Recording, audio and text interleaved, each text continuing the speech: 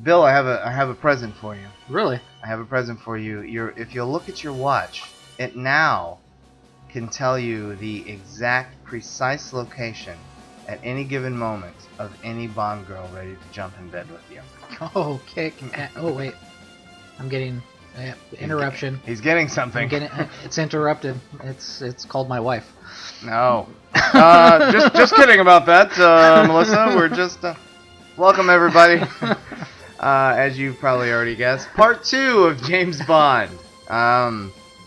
We last saw our hero, Roger Moore, ending his era. Ending his career. What? Yeah, kind of, yes. By the way, 85 years old, Roger Moore. Yeah. Yeah, still We kicking. figured out during the first. Did we mention that already? So, yeah. Well, for part 2, a reiteration. Happy 85, Roger Moore.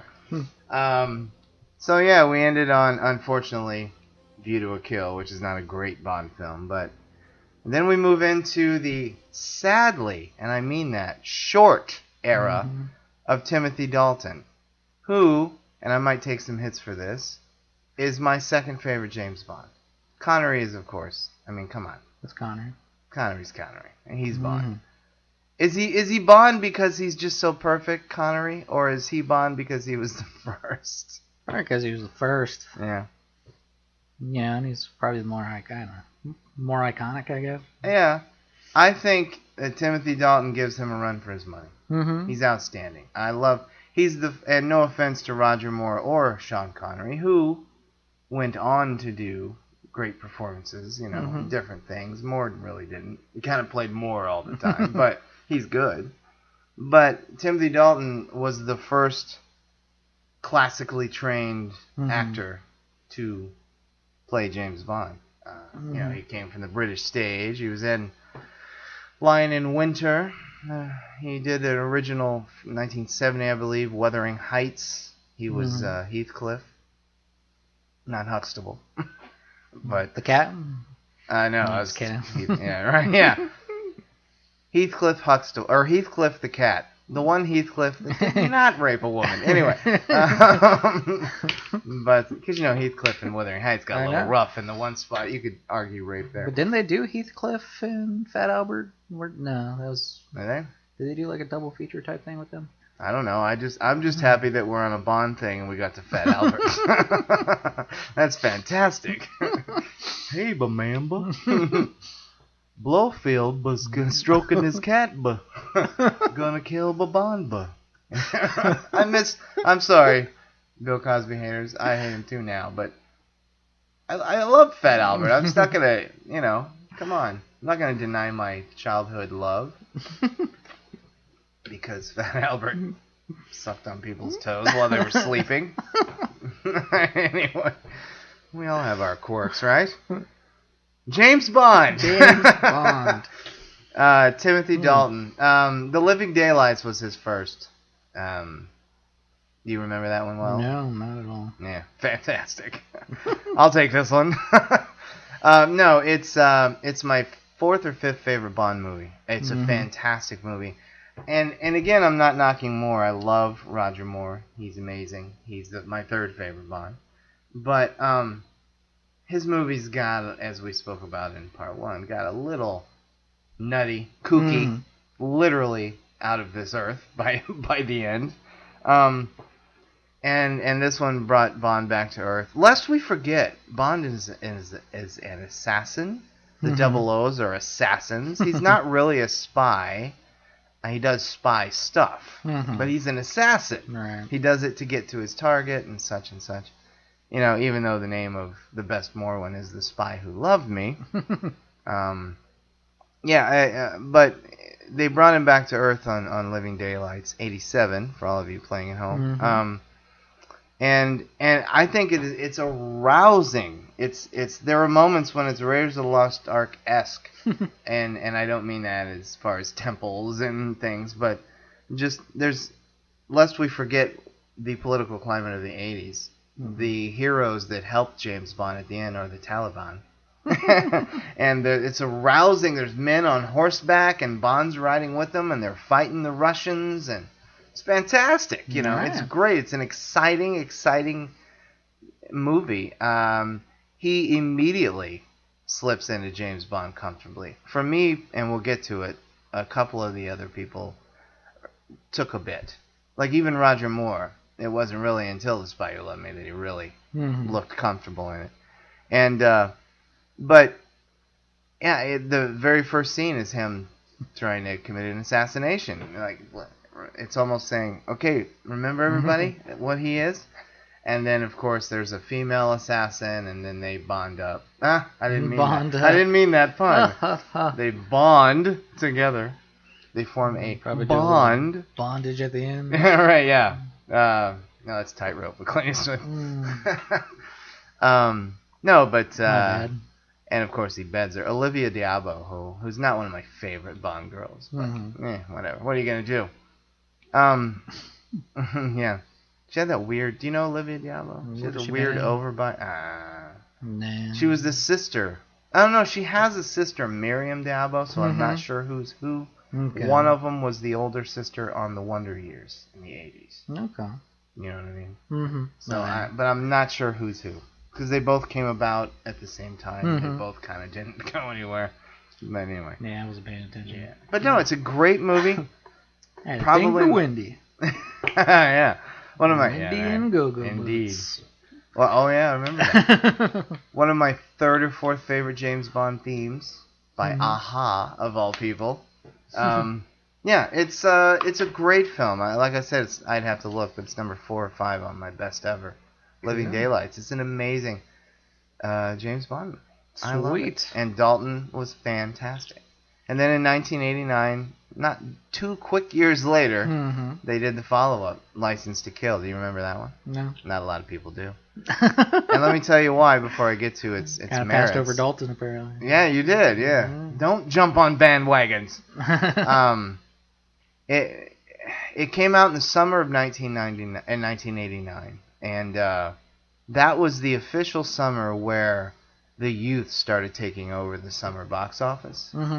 And like that's when it turned. You know, there were always a mishmatch of adult and youth-oriented, but especially now, that was the summer 1989 that changed summer movies. And that was the summer of Honey, I Shrunk the Kids, Batman, Burton's Batman, Indiana Jones 3, and not kid-oriented, but Lethal Weapon 2, all these things, and they were all Ghostbusters 2, you know, and they were all gigantic, huge hits, and for some reason, License to Kill got lost in the shuffle, and it didn't do well. It's one of only like 3 or 4 to not do well, but I think it may be the worst. It didn't do well at all. Like, there wasn't even a big opening weekend. It just tanked immediately. And that's sad because Living Daylights was a fan hit, a critical hit, and a box office hit. It was a huge movie, a big Bond. And, excuse me, folks. Yeah, and that's because, trust me, I did some heavy research on why. That's the consensus, that it got lost in this gigantic summer wave of popcorn flicks, even though Bond kind of is a popcorn flick. And it's not, I guess, not fully youth-oriented, I don't know, but then nobody went. And it flopped, and Dalton left the series. And it wasn't, they didn't fire him. He left, he said.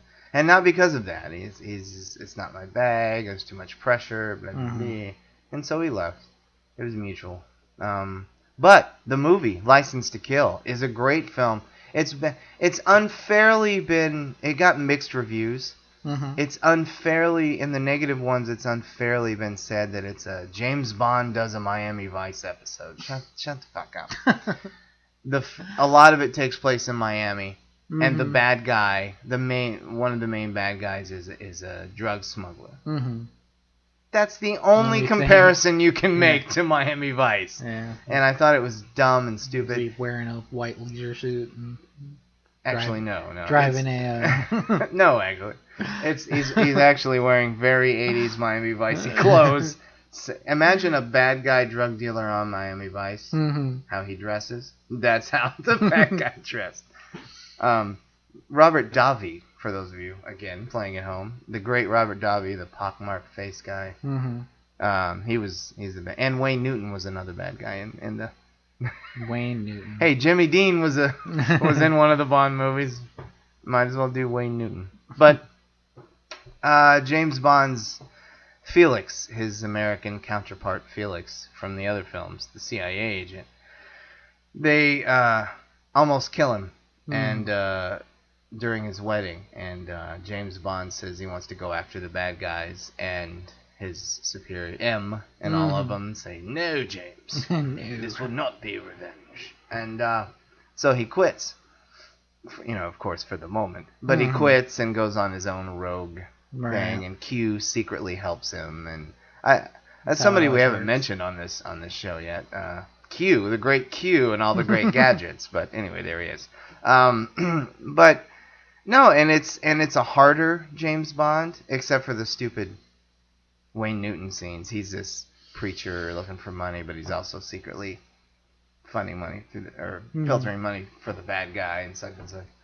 And again, a weak Bond girl, Carrie Lowell, the current Mrs. Richard Gere. She played a assistant DA for a few years on Law and Order. She's not very good. And Talisa Soto, she's not very good. But again, they're both nice to look at. We're not, we don't want Meryl Streep as a Bond girl. But no, it's a great movie. It's a harder edge James Bond, and maybe people weren't ready for that. Apparently, they're ready for that now. But because he was out for revenge, and you ruined my friend's wedding, you almost killed him. And Benicio del Toro. It's his first movie. Oh wow! He looks like he's 17. He's a henchman. He doesn't have a big role. He's just a henchman for the bad guy. And they feed people to sharks. And there's an amazing chase at the end. Bond's driving an oil tank. It's like a Road Warrior sequence. He's driving an oil tanker, and the bad guys are coming at him in cars and motorcycles and helicopters. It's a great film, but it's harder edged. Bond isn't fun. He's not quippy. And it just kind of got lost in the shuffle. And it's not... And great theme song by Gladys Knight of the Pips. What's a Pip, by the way? Do you ever want to... I don't know. I should have asked his cousin. You know one of the Pips' cousins? Mm-hmm. Wow, that's cool. He was the head of the music department at Bowie State University. Really? That's really cool. Yeah. Dr. Knight. Any relation? Is that Mr. Gladys by chance? Anyway, I don't know. Yeah, how'd they come up with a Pip? Nah. Anyway, it's probably out there somewhere. But no, it's a great movie. I give it 4 stars. It's a great James Bond movie. Anybody who likes James Bond, see the 2 Dalton movies. They're fan-fucking-tastic. Timothy Dalton, I love you, my friend. And by the way, I like him as an actor. Mm-hmm. Yeah, he was good in Rocketeer. Unless we forget he was in Flash Gordon. Mm-hmm. Oh, that's right. He was the bad guy in Rocketeer. Yeah, he's fantastic. Oh, I finally showed the Rocketeer to my son, and he loved it. Yeah. Loves it. Excellent. Yep. Fantastic. Point out my brother. What's that? Said I should point out my brother. Does he like it? Oh, no, he's in it. You're right. Where is he? He's very, very quick. He just walks by the camera. When they're when he first puts on the thing and he's saving the guy in the plane, and there's a scene where they cut to everybody in the stands, and they're all like looking up and stuff. My brother walks by. Really? That's cool. Yeah. I love that movie, The Rocket. We've talked about it, but we're saying it again. The Rocketeer, folks. Bill's brilliant Lost Treasure. Mm-hmm. I got a Lost Treasure for you. License to Kill with Timothy Dalton. God damn it. All right. Anyway. Got one for it. License to Drive. Right. What? License to Drive. A weird Bond movie. Starred Corey Haim and Corey Feldman. Oh. Do you know, to this day, I've never seen that film. I call it a film. It is. I don't remember it that much. Yeah. It's popular. Mm-hmm. I never. Who's the girl? Is it Christy Swanson? She was in all those. I doubt it was She was Christy in all those Swanson. 80s things. I Amy know. Dolan's. There was like 3 of them. Diane Franklin. Yeah. No offense, she listens to the podcast. We're not saying anything negative about you, Diane. Last American Virgin, loved it. But anyway, yeah. I think Dalton Moore has the most Bond films, and I believe 7. And I think Dalton had 5 to 7 in him. Yeah. And it broke my heart. Because I don't know if anybody can tell from this show. I'm a huge Bond fan. I can teach a class on Bond.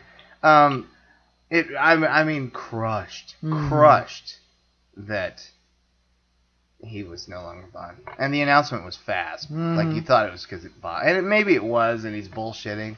Well, nobody likes me, so I'm leaving. But, I don't know, I was crying. I missed it. I miss him.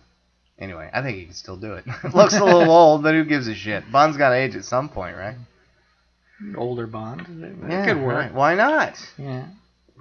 Turn Bond into like a Riley Ace of Spies kind of thing. That'd be all right. Yeah. More John Le Carre than what's his name? Have him become M Ian or Fleming. some shit. Yeah. Yeah. When's Bond gonna get promoted? All the shit he does. Are the other 00s doing fucking anything? Jesus Christ. Where's 1 through 6? What are they doing? How many more after 7 are there? I don't know. Actually, 006 is in a couple. Anyway, then we get into what Daddy likes to call the modern Bond era. Modern. And after a long stretch, the producers, Cubby Broccoli. Yeah. Don't call me broccoli. 6 years? Yeah, it's a long stretch. The longest stretch between any Bond film since the first. I think the longest stretch before that was 3 years, and that was just making the next one, you know. Right.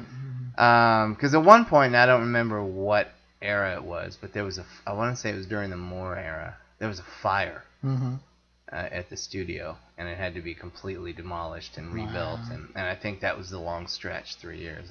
I should have checked. I think it was the Moore era, but anywho. And then, and lest anybody forget, when Roger Moore gave it up, the world was pulling for Pierce Brosnan, and he seemed like the right fit, but he was on Remington Steele. Yeah. And they would not let him out of his contract. And so he couldn't do it. So Dalton, who we wanted to do more, did it. And then after the series was in a little turmoil after the failure of License to Kill, Brosnan became available. Well, apparently Dalton, do you have breaking news? Yeah, apparently there were some legal issues surrounding the Bond films, and he was actually set up to do, I guess, another one. But during it wrong, folks. But during that period of time, he resigned. He dropped out of it because of all those issues, and then they went and picked up Bronson.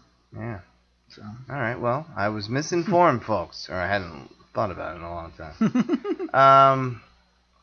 Damn it! See, you drag your feet too long, you lose good people. But Pierce Brosnan. GoldenEye. I'll get this out of the way real quick. Not my favorite theme song. Tina Turner, do you remember it? No. You remember the movie, though, right? Sure, yeah. No, it's pretty boring. Written by Bono and the Edge of U2. Performed by Tina Turner. You think this is going to be in the top 3 best Bond songs. And it's kind of doom doom doom golden high doom doom doom. Anyway, yeah, it's not a great one. It's not awful, but what do you think of GoldenEye? I liked it. I always thought it was fun. It was probably the one that I remember coming on the scene probably mostly. Yeah. In the modern times. Played the game all the time. That was kind of cool.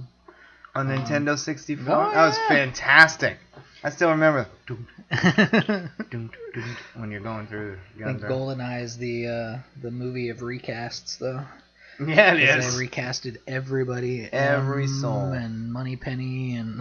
and poor Moneypenny. The girl who played Moneypenny during the... first time we brought up Moneypenny on this show. The girl who played Moneypenny in the Brosnan era. I couldn't tell you what the hell she looks like. Nobody remembers her. Carol Bliss. Yeah, she got the shaft. Yeah, I don't know. Lois Maxwell got the gold mine, and she got the shaft. Lois Maxwell was the original Moneypenny, all the way from the beginning through what's his name? Roger Moore. Oh, I must stop right there. Sorry. We jumped over one last time. Moore's Octopussy came out in 1963. And in 1971, when Connery came back for one more, he said never again. And in 1983, Moore's Octopussy was up against another James Bond movie made by another company because they held the title to Thunderball through a shady business deal. So they had the rights to Thunderball only.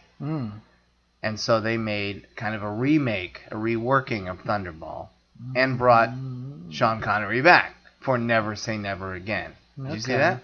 No, but I remember that. Yeah, it's okay. It was directed by the great Irving Kershner, who did The Empire Strikes Back. It's okay.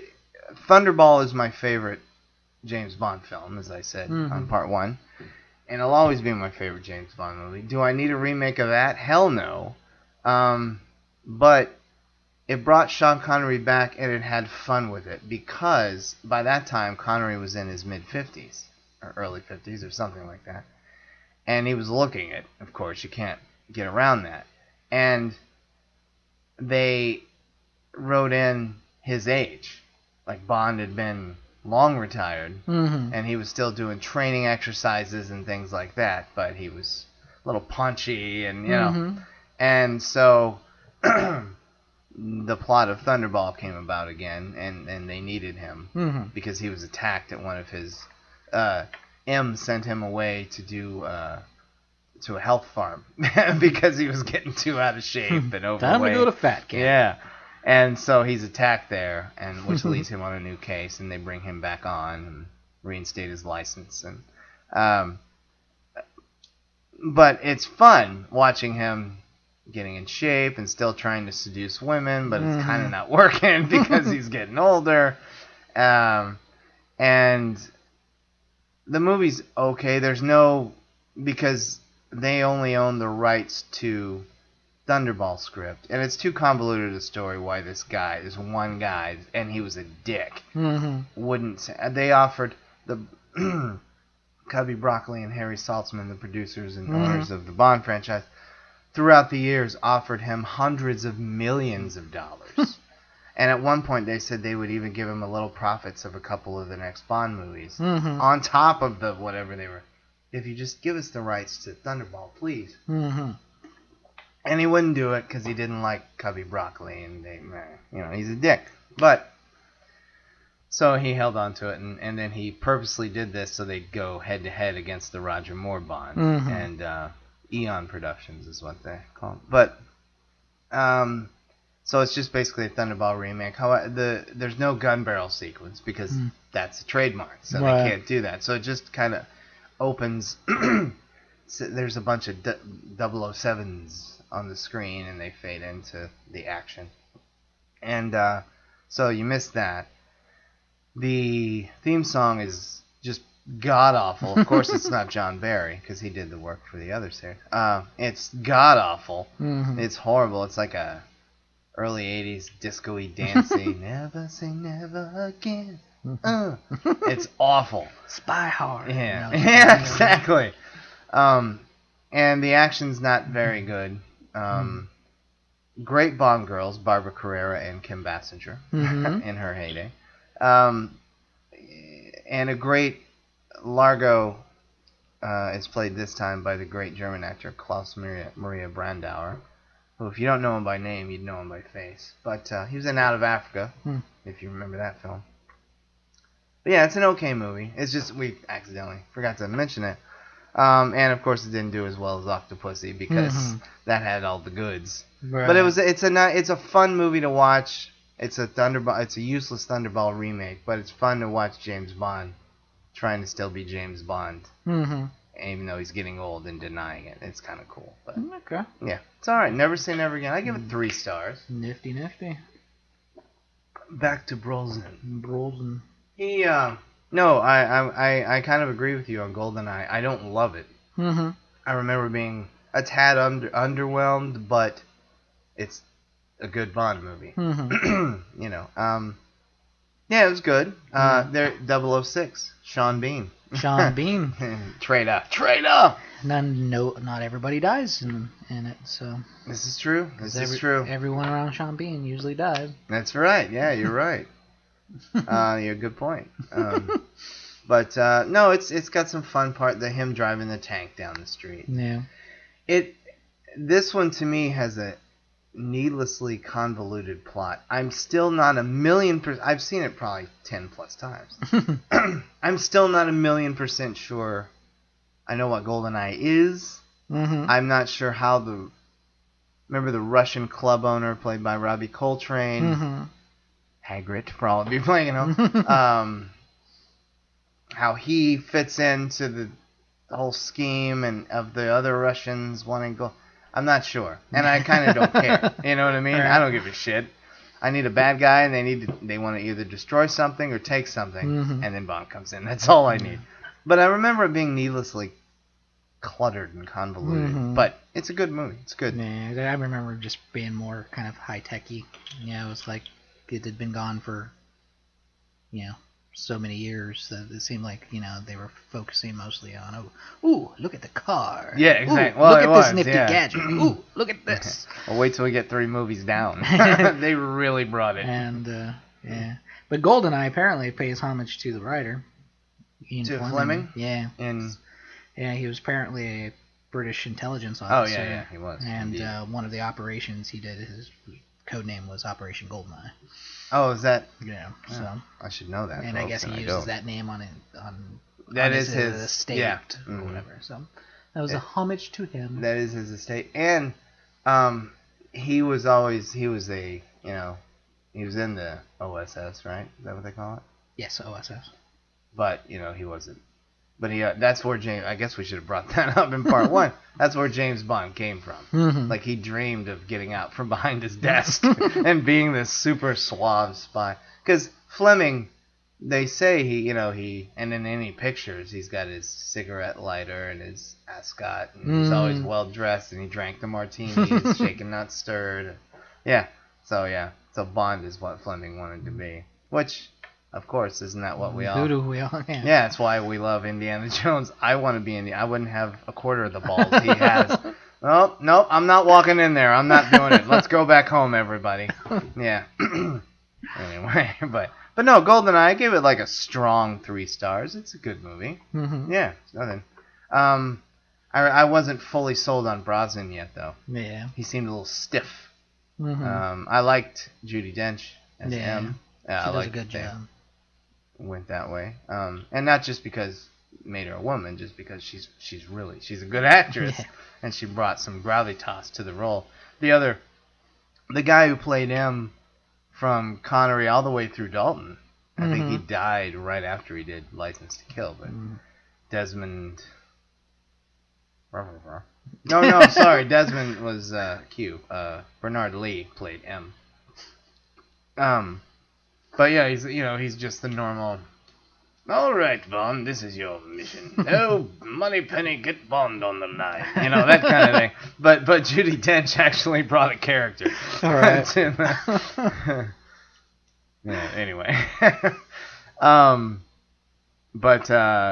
it's good. And then he did Tomorrow Never Dies, directed by Sam Peckinpah's editor, Roger Spottiswoode, who did some good movies on his own. But yeah, he edited for all the Peckinpah movies.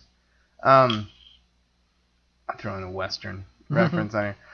Tomorrow Never Dies, and co-starred the great Michelle Yeoh, who was a Bond girl who could literally kick ass. And Terry Hatcher. And Terry Hatcher. With her weird long neck and a Q-tip head. Yeah, I never thought she was attractive.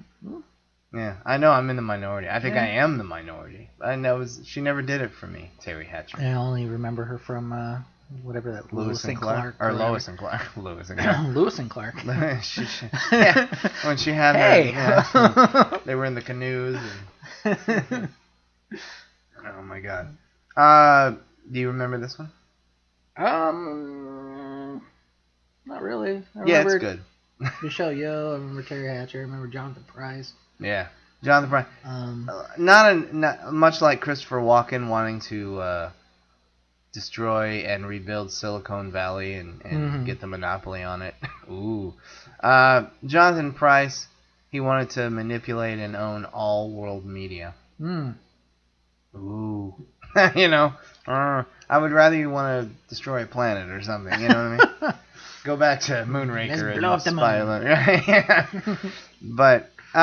But again, it's a little better than GoldenEye. But I thought, yeah, it's good. Yeah. It's good. And I still was not sold on Brosnan. I mean, he's okay. First Bond that didn't make it to #1 in the box office. Didn't? Nah. GoldenEye? No. Tomorrow Never Dies. Tomorrow Never Dies. Yeah, Tomorrow Never Dies. Oh, it didn't. It opened the same day as Titanic. Oh, well. Its fate was... So it became #2. Yeah, right. Its fate was sealed immediately. It was a hit, though. But, no, it's a good movie. The action's really good, and it's added fun because of Michelle Yeoh doing her own stunts, and she's beautiful, and but yeah, it's a good Bond movie, you know. I own it because I own them all, but it's not. it's like I said, it's a little better than GoldenEye just for the fact that there's a little more action and and all that. But yeah, it's good. Didn't this another okay Bond theme? Sheryl Crow. They always have to get the person of the moment. Where it used to be, let's get a good singer, no matter who they are. Shirley Bassey, Tom Jones. I think right around View to a Kill, Duran Duran. And I'm not knocking it. That's a great fucking Bond song. But they started getting the flavor of the moment. Because Shirley Bassey came back from Moonraker, and Melissa Manchester had always been around. She did Octopussy. Yeah, they started getting the flavor of the moment. But, except for Gladys Knight and License to Kill. Yeah, it's good. A stronger 3 stars than GoldenEye, but still 3-star Bond movie. And then... And then... Minus a couple of soft spots in the movie itself. My favorite Brosnan Bond, and the one where I remember I went to see it with my brother, and I turned to him and I said, it was like the first 20 minutes, now this is a Bond movie. and I fully was behind Pierce Brosnan after this movie. The World Is Not Enough. Yeah. Excuse me. Pretty good cast. 99, right? 99. You really good cast. Robert Carlyle's the bad guy. I love Robert Carlyle. Me too. He couldn't feel pain because he had a bullet lodged in his head. Fantastic, yeah. So it was hard to beat him. They didn't really do much with it. I wasn't too impressed with Denise Richards. Well, I was gonna say one of the pitfalls of that movie is Denise Richards as astrophysicist. Is she? Dr. Christmas Jones. Cool Bond girl name. But yeah, I mean, like we've said many times already, Bond girls aren't Meryl Streep. Right. But she makes other Bond girls look like, well, Meryl Streep. She's really, really bad. You don't buy her from the millisecond you see her. She's introduced as, this is our blah, blah, blah physicist, Dr. Christmas Jones. Hi, James. Yeah. And she's, you can't deny that Denise Richards is a pretty and sexy woman, but we all have what we like and don't like. She's the kind of pretty that I kind of ignore. Like, yeah, of course she's pretty and she has a great body. Sophie Marceau is more attractive. A lot. But she's so cookie cutter pretty and shape that she looks like a million others. Yeah, it didn't really. But yeah, Sophie Marceau, beautiful and a great Bond woman. And I forget her name in the movie. I can't remember her character's name. What was her character's name? And in a minute, we need to rewind for a bit. Sophie Marceau, but she has a great scene where was she Elektra, or was that Richards? No, Richards was Dr. Christmas Jones. So was she Elektra? Yeah, she was Elektra then. She has to be. Yeah. There's a great scene where Sophie Marceau he's tied to the chair and she's sitting on his lap, turning him on at the same time. He's getting ready to die. It's a great scene. That's how I want to go. Yeah, right. If you gotta go. Sophie Marceau. There's the tagline. Speaking of Bond girl names, one thing we failed to mention, I can't believe, in GoldenEye, Famke Janssen, or Janssen, as it's pronounced. Phoenix, for those of you playing at home from the X-Men movies. Xenia Onatop. And she killed people with her thighs. She would literally fuck them to death and then squeeze them till death. Yeah. So, because I remember when and you are Xenia Onatop. Onatop? It's a great, another great Bond girl name. Right up there with Holly Goodhead and Pussy Galore. So yeah, I love The World Is Not Enough. It was just Bond. Perfect Bond. Perfect Bond. I mean, the action was great, and the plot was silly but easy to follow, you know. Robert Carlyle and his submarines, and trying to... I just said it's easy to follow, but I'm something about a pipeline. Anyway.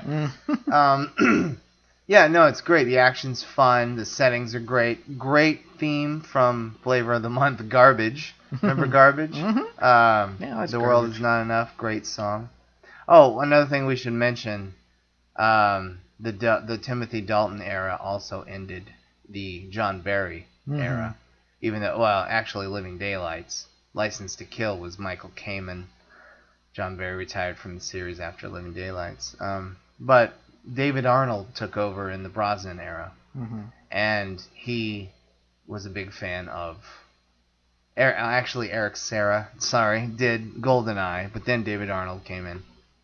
But David Arnold is a big... Pardon me, folks, I'm under the weather. He's a big Barry fan, so he kept the sound, all the music cues close. Even though we still have to have our modern little...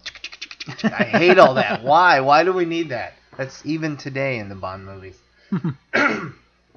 But, no, so David Arnold went through, and he'll stop soon. But, no, I give it... I want to give it 4 stars, but there are a few things that I gotta go 3.5 with World Is Not Enough. It's a great Bond. You remember it well?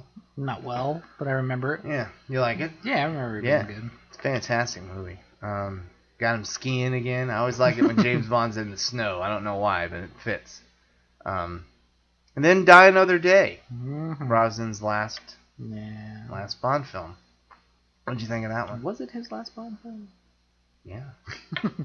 Indeed it was. Do you know something I don't? Oh, they did a video game for what was it? PlayStation 2. I don't know, one of the 2 or 3 consoles. Where Connery even came back and did pretty much it was almost like a movie the way that they directed it. But his last Bond film in the theaters. Halle Berry. Jinx. Huh? As Jinx. That was her name. She was okay. Yeah, I didn't really care for her that much. Then they tried to make a little comedy by bringing John Cleese in as Q. Yeah. Which I love John Cleese. I love him too, but they didn't do anything with him. Yeah, he just immediately hates 007. Right. He was actually introduced in The World Is Not Enough. Was he? I thought it was still... Because What's His Nuts was leaving. Desmond Llewellyn. I got it, thank you. Couldn't think of it earlier. Desmond Llewellyn. And then he was leaving the series, and then sadly he decided to return and then died in a car accident. So, and he was in his mid-80s. Wow. Like, really?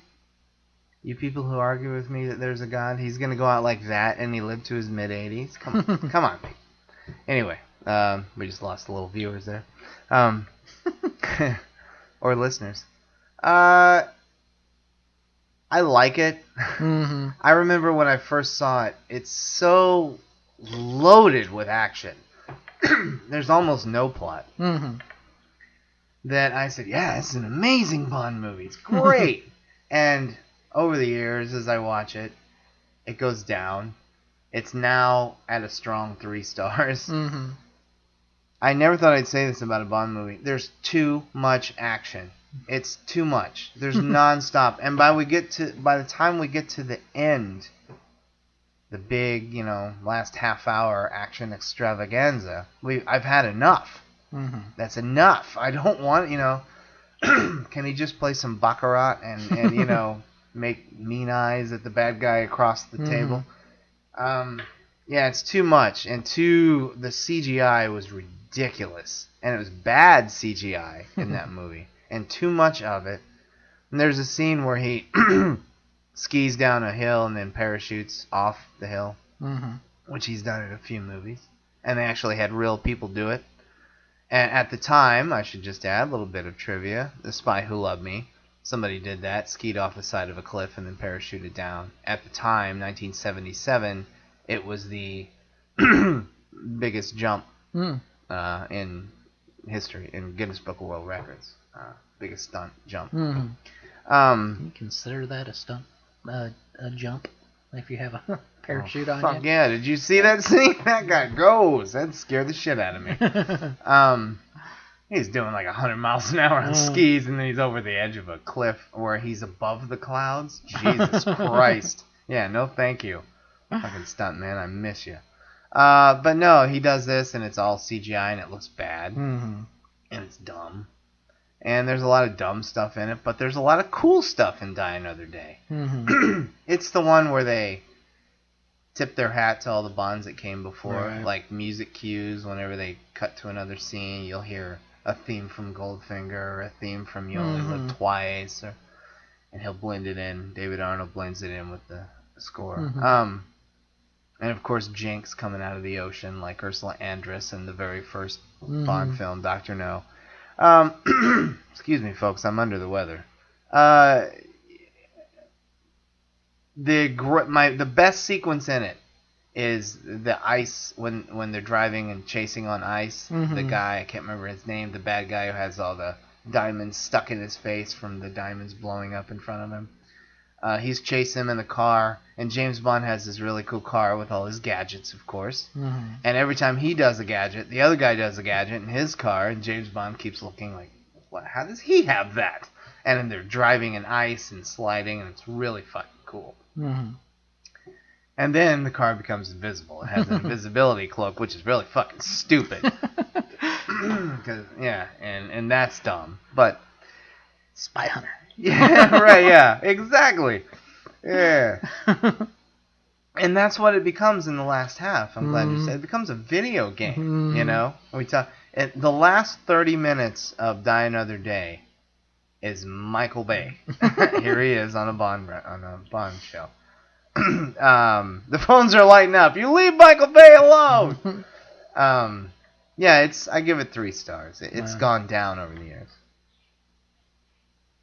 It's gone down over the years, and it's good though. I don't want to, and unfortunately, as an actor playing Bond, in that one, Brosnan's firing on all cylinders. He is just perfect, and he was ready to do more. And then they said no. It's the first time they said fuck you to somebody. They were actually going to talk to George Lazenby, who only did the one and nobody likes it, even though it's a great one. About doing at least 1 or 2 more. And Lazenby said, no, I can't handle this bullshit. But they fired him, basically. They said they were going to take Die Another Day was the biggest box office Bond movie of all time. It made millions and millions of dollars worldwide. At the time. 2000 what? 3? 2? 3? 2002. And it was huge, and everybody's loving Brosnan, and everybody loved Die Another Day because it didn't, it just kind of attacked your senses. But they fired him. I don't remember their reasons. He says it was because he was now 53 years old. 54, whatever he was at the time, 52, whatever. Even though the guy looked like he was 38 fucking years old, but he says it was ageism. And there was some words there. I don't know anything beyond that. I'd have to study that again and or watch the special features on Die Another Day. But So he didn't come back. No. And they decided to... It was funny, because even with him being in his 50s at that time, he still wasn't a terrible-looking individual. That's what I said. He looked like he was fucking late 30s, early 40s, for God's sake. So... And to this day, he looks like he's just hit 50. Right. You know? That's very true. Like, yeah, I could see 50 now. What is he, 60 plus? Something like that. Yeah, it's ridiculous. And he's still... I mean, they all suck, but he's still doing action flicks and running and jumping and... What the hell? Broccoli family. I'll call you Broccoli on that one. I think it is pronounced broccoli. Cubby broccoli. Anyway, I don't know. Who cares? God rest his soul. But he was dead. Cubby broccoli. So they decided to take the series in a new direction. And it took 2 forevers, in my opinion. Even though it wasn't the longest stretch between Bond films. It was only... 3 years? No, 5 years. 4 or 5. 3 years. Yeah, it was 3 years. 3 years? 2005, right? It was 6. Or 6, yeah. So 3 years. They decided to reboot, as they all do now, reboot the series with Casino Royale in 2006. There was much speculation on who would be Bond. Me and a lot of Bond fans were pulling for Ewan McGregor. Dye his hair. You got it. I'm sorry. I think he could pull it off. Muscling him up just a little bit because he's too skinny. Muscle him up just a tad. Dye his hair. I think he would have been a great, great James Bond. He could. I think he. Well, of course he's Scottish, but he pulls off a perfect Brit accent. Yeah. As did Sean Connery, lest we forget.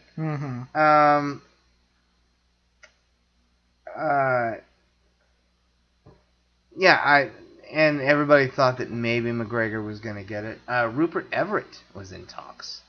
And then, of course, there was the whole, but he's gay. You know, assholes. Whatever. Yeah. Guess what? He's also an actor. And he's played a few romantic leads in his day. Yeah. Fuckers. Again, that's like Ian McKellen. Have you ever seen Extras with... I love that. Yeah. Fantastic show. His episode when he's talking to Ricky Gervais. And he's like, so how I do it? I'm not really a wizard. I'm acting. I remember that. Like a wizard. yeah. I remember that. Right, exactly. Remember the De Niro episode? He had Ricky Gervais's friend had a pen where you turn upside down the naked lady. Yes. And De Niro, he could have cared about the project they were trying to get De Niro for, but he was obsessed with the pen. And they call him like towards the end of the episode because he only had the one scene. And he's like, "Yeah, I'm here with Mr. De Niro," and they're on conference call. "I'm here with Mr. De Niro, and didn't Mr. De Niro, you're talking to so and so," and he's like, "Oh, is it the guy with the pen? What's he doing? Can we get a video call?" That's good. I love that show, by the way. Yeah, so anyway, then they hired Daniel Craig. To much controversy. Even the day he was announced, man, the internet, holy shit. Fuck him! He's short, he's got blue eyes, he's blonde, he's got big ears, he's not handsome enough. Blah, blah, yeah, but blah. Bond was never handsome. Yeah, Bond was only handsome because of Hollywood. You know what I mean? That's all. And if you think about it, I mean, yeah, sure, Connery's a good-looking dude. He's kind of ruggedly good-looking. Like Sam Elliott, you wouldn't say he's handsome, but he's a ruggedly good-looking guy. Now, Roger Moore was handsome. That man needs to just do voice acting. Roger Moore? No, Sam Elliott, yeah. I'd like him to his voice is just do some amazing. lullabies. Yeah, can we stop with the Morgan Freeman narrating everything and bring Sam Elliott in, please? I'd prefer that, even though Morgan Freeman's a fine actor. Hasn't done a good movie since he won his Oscar. Whatever. Yeah. I was like, and I at that point I loved Daniel Craig. I'd seen Layer Cake and many other things he'd been in, and I'm like, this guy's a good fucking actor. He was in A Power of One. He had a small role in A Power of One. That was his first movie. One of Bill's lost treasures. Trying to think of who he was. I don't even know. I couldn't tell you. But he had a really bit part in Power of One. And even I was a little, I like him, but is he Bond? I'm not sure. But I'm open. I'm always open. Unless they hire Damian Lewis from Homeland with his red hair and lisp and goofy face. I don't like him. And he's in talks. I won't know what to do. But anyway, it would be the first Bond I wouldn't like as Bond. Anyway, I was a little unsure if Craig could pull it off, and then opening night, my wife and I went to the Uptown Theater in D.C. and saw Casino Royale. And, I don't know, 10 minutes, I'm like, he's Bond. He's Bond. Yeah. You got it. That's the one where they open up, like, immediately with him, like, chasing the guy, like, jumping on beams and freaking going crazy. Exactly, yeah. Like, nuts. Whoa. Yeah. He's getting his man, right? And the cool thing is, at first it just starts like that, right? And I looked over, I'm like, where's the fucking gun barrel? Where's the fucking gun barrel? And then you realize he hasn't done his first kill yet. Right. Nobody's after him yet. And that's what that whole gun barrel thing is. And, and then when he does it, it's awesome. You're like, yeah! And then they start the song, which at first I hate Soundgarden. I hate Chris Cornell. I'm sorry, everyone. I like heavy metal and hard rock, but I've never been on the Soundgarden bandwagon. I hate that guy. I hate Audio Slave, his second band. Fuck him. When it was announced that he was doing the Bond theme, I'm like, God, I don't know about Craig, and we got Chris Cornell, and they're rebooting, and his Bond theme's pretty good. It's not masterful, but it's better than just okay. It's a good theme. It's called "You Know My Name," and it's good and it works. And they do it right. But Casino Royale, 5 stars, one of the all-time best Bond movies. What do you think? Oh, I agree. It was one I found it really, really fun. And like I said before, just the opening. I mean, just seeing the opening come on and just like, because Daniel Craig isn't, he's not quippy yet. But he doesn't come off as kind of a young guy either. No. I mean, the way that he looks. Right. So to see him, pulling like a Jason Bourne moment and like, doing parkour. I was worried about that. Yeah. Across beams and stuff. That was. And a short sleeve shirt. Yeah. By the way, he's running around in a short sleeve shirt. Yeah. It's quite energy producing. So it was, whoever edited that was definitely did. And the guy who was chasing did all his own stunts. He's one of those. I can't remember what they call them, but they can run and leap through tiny. Was it parkour? Thank you. Tiny windows and Right. That guy was amazing. No, it's a blast, and I love the scene where he does his second kill. He's sitting across the table in front of that guy in his office at night, and that guy says, "I heard you've had your first kill, James." I don't remember the exact line, and he's like, "Yes." And, I'm sure that was hard for you. It's hard for all of us. And he says, but the second one is... And then James Bond shoots him in the head, and he's like, "You're right. Much easier." That was fantastic. I'm like, yes! And again, another... them reminding us that James Bond is an assassin. Right. Yeah. And I like that he... his own defibrillator. That's fantastic. All that stuff. The great Mads Mikkelsen, now known as Hannibal, as the Le Chiffre. Le Chiffre. However you pronounce it. He was fantastic. The scene where he tortures Bond by smacking his nuts with the giant, rope. And Bond's like, "Oh, yeah," and he's laughing. He's like, "Harder." It's fan. And what I mentioned earlier, the Baccarat scene. He's back to playing the... They brought Bond back to Bond in rebooting him. And I don't like reboots, but this worked. It's one of the all-time great Bond movies. Vesper Lynn, his girlfriend, who he actually falls in love with, Eva Green, fantastic. And finds out she dies first. Or no, he finds out she betrayed him, and then she dies. But he still tries to save her. And then at the end, I remember, he says... M calls him, checking on him, making sure he's okay, because he was in love with her. Any word on Vesper? The bitch is dead, you know? Mm-hmm. And you can see him being molded into being the womanizer, not getting close to anybody. Right. I like that. And then at the end, the one guy's left. Mm-hmm. M says, and you gotta go get this guy, basically. And we still haven't seen the gun barrel, and I'm like, God damn it, you know? And at the end, he shoots the guy from afar and then walks up, and he's in his suit, and he's got his gun, and he says, you know, who are you? And he shoots him, and he's like, Bond, James Bond. Then the gun barrel, and I'm like, oh, thank you, goddamn, but it worked, being at the end there. Yeah, it's a great, I'm glad you agree. It's a great film. And I then... didn't think she died at the end of the Casino Royale. I thought she died at the end of she's Quantum of Solace. She's getting drowned. Yeah, I thought for some reason I thought that was Quantum of Solace. No, that's the because Quantum of Solace takes place literally 45 seconds from that last maybe moment. That's why I got it. Of Casino Royale. I'll let you start this one. What did you think of Quantum of Solace?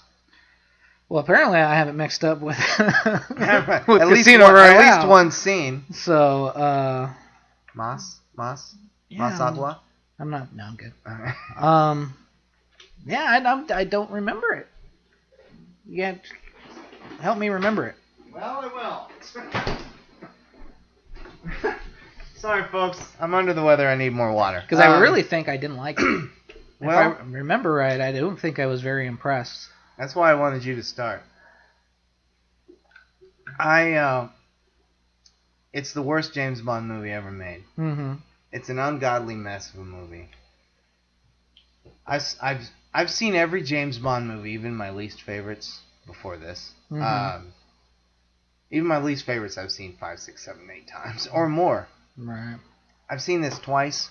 I own it, of course, but it's and again, the worst James Bond movie doesn't mean it's a piece of shit. You know, I give it 2.5 stars, thumbs down, but it's not garbage. But it's not good, man. Again, boring bad guy. He wants to control the water. Ooh, and played by the great. I won't even try to butcher his name. Great French actor who starred in Diving Bell and Butterfly. If anybody saw that, great film about the paralyzed guy who can only communicate with blinking one eye. Mm-hmm. Fantastic. Excuse me. No, it starts out seconds later. He drives away from killing the guy at the end of of Casino Royale, and then people are chasing him on the road. So we immediately pick up. And the Bond girl is pretty but unmemorable. It's literally in this one, it's a lot of come on, pulling her, and you know, the old Roger Ebert knee push / pull you rule. The action's okay. This one is the Bourne movie. This one, you barely know he's drinking beer. You know, he never has a martini. This one it could be any action movie. It could be, and the action is okay. That opening car chase is phenomenal, but the rest of the action's okay. Lots of exposition from the bad guy. Yap. This is a tough call. I forgot to mention this, but I'll get back to this. The second worst Bond theme ever written. Alicia Keys and Jack White. Don't you think it'd be phenomenal?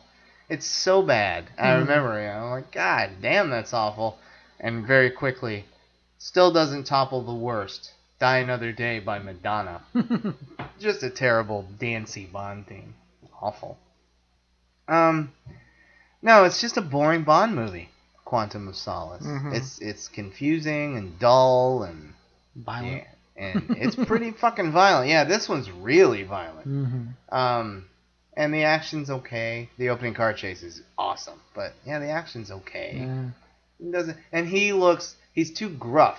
This one, he even does a couple of pseudo-quips in Casino Royale. He does nothing here. He's downtrodden. He's upset because of Vesper. And he's mean, and he's just grumpy, and yeah, it's no fun. It's no fun at all. And it was a huge hit, but Yeah, it's my least favorite Bond. It's at the bottom. It's the worst Bond in my opinion ever made. Yeah. Not a whole hell of a lot to say about it, I guess. But and I'm sorry, I should know this. Did Martin Campbell direct that one as well? Martin Campbell directed GoldenEye and came back for Casino Royale. We forgot to mention. No, Quantum of Solace was Mark Forster. Oh, Mark Forster directed the great Monsters Ball that took Halle Berry to her Oscar. Mm-hmm. It's a great film. Quantum of Solace is not. Yeah. So then we move into Skyfall. Mm-hmm. Bill? Again, I don't think I cared for it very much. Holy fuck. Really? Yeah, I didn't think I was going to get that reaction. I liked it more than Quantum of Solace, and it was an interesting premise to, because that's he gets shot the beginning of it, or they take a shot at him. Yeah. Because he's supposedly going rogue, or how does it open again? Skyfall? Yeah. He's chasing the guy through the... Yeah, and then the M tells him to shoot him. Right. Yeah. Okay. So I liked it better than Quantum of Solace, but I also remember not being very that impressed with it by the end of it. I'm shocked. I didn't think that was going to be the reaction. Really? But I don't remember it that much, I guess. And you know me, I don't jump on a bandwagon. But it's widely considered, and I am on this bandwagon, to be one of the top 5 Bond movies ever made. It's fun. I get so choked up. It's phenomenal. Yeah. I thought, yeah. Best Bond, get this out of the way, best Bond theme since fucking Live and Let Die. Yeah, I remember Adele, the theme being she won the Oscar for it, too. Yeah. It's a fantastic theme. Old school, the way it should be. Great opening. Great story. It all goes back to his lineage and his home, and Albert Finney shows up at the end. It's fantastic. Javier Bardem, one of the all-time great, in my opinion, Bond bad guys, Bond villains ever. This homosexual, primping, white-haired, and he played it wonderfully. I just think and the action's great, the story's great. I just think it's phenomenal. Yeah. Wow. I like the story. I'm sad to hear that. Well, like I said, I don't know. You're more of a Bond fan than I am.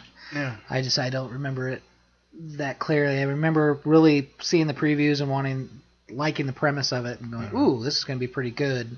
And I just remember not being that impressed with it at the end. I don't know why, but yeah, that's weird. Maybe I just wasn't in the mood at that moment. Would it be a reevaluation one? Oh yeah, I mean most of these will be reevaluations. It's just And trust me, sometimes time is limited. You're right.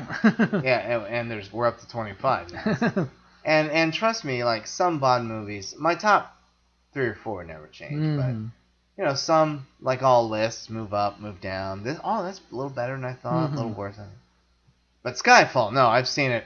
It's only, 3 years old? Yeah, it's not old at all. I've seen it 13 times, I think. Seriously, I've seen it a lot. I saw it at the theater 4 times. Wow. Yeah, I fucking loved it. I remember at the theater, excuse me, the first time I went by myself because I couldn't wait, and Allison said, "But we're going tomorrow, my wife. We're going tomorrow." I'm like, I don't care. I'm going today. And so when I got off work, I went, and I was mad that I was alone. I'm like, there's nobody to talk to. I was jumping out of my skin, especially after the crushing blow of Quantum of Solace. Just how good I felt the same way that I did when Dalton took over and his movie was great and he was great, and the same way when I saw Casino Royale. I just wanted to point at everybody. That's Bond, you sons of bitches. That's Bond. Yeah, I loved it. I thought it was great and well written, well directed by Sam Mendes, who did American Beauty. I just love it. I think it's great. So there. Right. Yeah, I'll definitely. You'll move, Mr. Bond. I think it's great. And of course everybody has their own opinion. But the reason I was shocked that you said you didn't like it that much was that it is, and critically as well, widely considered to be one of the all-time Yeah, best well, Bond. maybe it was just that moment in time. And most you people call it Craig's best Bond, and I don't argue, even though I would put that to Casino Royale. Yeah, I don't know. I thought That's Casino Royale fantastic. was just phenomenal. Oh, it is. It's just So one I of think the that all-time was best Bond movies. It was things were just kind of a step down from there for me, I guess. And yeah, that's a high. Oh, by the way, a way step. It was like a drop. Remember the jump we talked about on Spy Who Loved Me? Right. It was that kind of drop from Casino Royale to Quantum of Solace. Holy shit, I don't like that movie. I was thinking about watching it again though. I'm like looking for something positive to say besides the opening car chase. Yeah, there's got to be something good in there. Maybe he'll crack a minuscule smile. Oh, I just remember like, God, cheer up, Daniel Craig. You're James Bond, man. I mean, I know that's how they wrote it, but Skyfall. I love Skyfall. And yeah, fucking once that theme started, I'm gonna get blue here. I almost wet myself in every way you can wet yourself. I just like, holy shit, I love Skyfall. Did I mention that I like Skyfall? No, I think you need to do it a couple more times. Right. And now we're to the new one. We'll wrap it up. Which here. I haven't seen. I saw it. So it's a damn good Bond movie. Yeah. It's not Skyfall or Casino Royale by any measure, and it's also not Quantum of Solace it's like in the Moore era, he did so many. There's some amazing ones, and there's some ones, and there's a few really great. That's a great James Bond movie. Fits nicely into the James Bond library. That's what Spectre is. Okay. Yeah. It's since you haven't seen it, I won't get into any details, and maybe it's only been out a week, so a lot of people probably haven't. But Christoph Waltz is the bad guy. There's a special surprise. If you're interested, don't listen to anything. Don't read anything. He's a bad guy who starts out pretty interesting, and he plays it differently because Christoph Waltz has his one style of acting that he won an Oscar twice for by playing from both Tarantino movies. But he played the second one the same way he played the first one, and I love him. Don't get me wrong; he's a fine actor, but he tones it down. He tones down He's got this happy way of saying things, and he tones. He's a Bond villain now, so and he's really cool. And later, he's even. He goes from being a really cool Bond villain to shoots out in the stratosphere. Like, oh fucking A, yes, this is how. And Bond fans will agree with me when they see it. But yeah, so I can't say too much about it. But it fits nicely into the Bond library. I go 3.5 stars. The action is cool. He is James Bond. He has lightened up even over Skyfall. Oh, we forgot to mention M is gone. Judi Dench died in Skyfall. Oh, maybe that's why I didn't like it. Ray Well, Fiennes. no, because I think they kind of give her a bad rap in Skyfall, and I think that's what I was a little bit like. Really? I think so. She's really good. Because she confessed that you see in Skyfall that she really cares for James Bond. Yeah, but they kind of make her out to be kind of like, I don't know, make you kind of think like John Voight in Mission Impossible. Was it John Voight? For a minute. Where you But think... then she's not. Yeah, she's not bad. She's framed. Yeah. And then they save her. And then remember, they come to assassinate her in that big meeting. I gotta rewatch it. And Ralph Fiennes and everybody. Yeah, I gotta rewatch it again. But anyway, Ralph Fiennes is now M. As we know, by the end of Skyfall, they put Bond exactly now. The gun barrel sequence still wasn't at the goddamn beginning. Gun barrel sequence is back where it belongs, folks. And Spectre. Back in the beginning. Theme song by the Sam Smith guy. Not one of the best. No, not a fan. But it's not garbage. It's just not. It's like when you hear an R&B pop song, and they try to say, "Ooh, let's give it kind of a Bondian vibe." That's what it is, instead of being a Bond song. Right. It's a good movie. The Bond girls, there's 2 of them, Monica Bellucci and I can never pronounce Leia something. Is the French. Sido or Sidier. Yeah, I'm not sure how you pronounce it, but she's great. She plays into the plot nicely. Monica Bellucci is wasted, but it's nice to see her as a Bond girl because she's 52. 51 or something like that. And of course they're making all the hoopla. Oh, 51. Isn't that cool that she's 51? No, can't she just be beautiful and a Bond girl no matter what the age? Maud Adams was Octopussy, and she was in her late 40s. Nobody said, "Oh, but she's 40 something." But anyway, no, it's a fine Bond movie.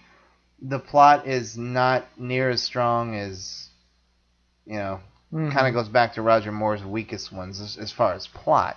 Right. But it's interesting. The action is really cool. He orders the martini, shaken not stirred. He actually makes a few quips, and they're not cheesy. They're and it's a lot of fun. Like I said, it fits nicely into that. It's not a Bond classic, but it's a great Bond movie, if that makes any sense. So yeah, I give it 3.5 stars. Spectre. Sweet. I can't wait to hear what you think of it.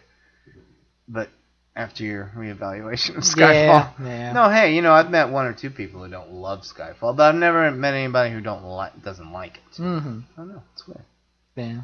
I was sad to see Dench go as well, but... Well, I don't know. Yeah. She's just a fine actress. It's nice to see Ralph Fiennes as M. Damn, maybe that was it also, because I've never really liked him. Oh, well, you'll hate my next statement. I was pulling for Ewan McGregor or Ralph Fiennes to take over as James Bond. But I don't think Ralph Fiennes could have had enough fun with it. Right. He would have been too stuffy. But I always like Ralph Fiennes. Yeah. Schindler's List, he was amazing. Yeah, he was good. Yeah.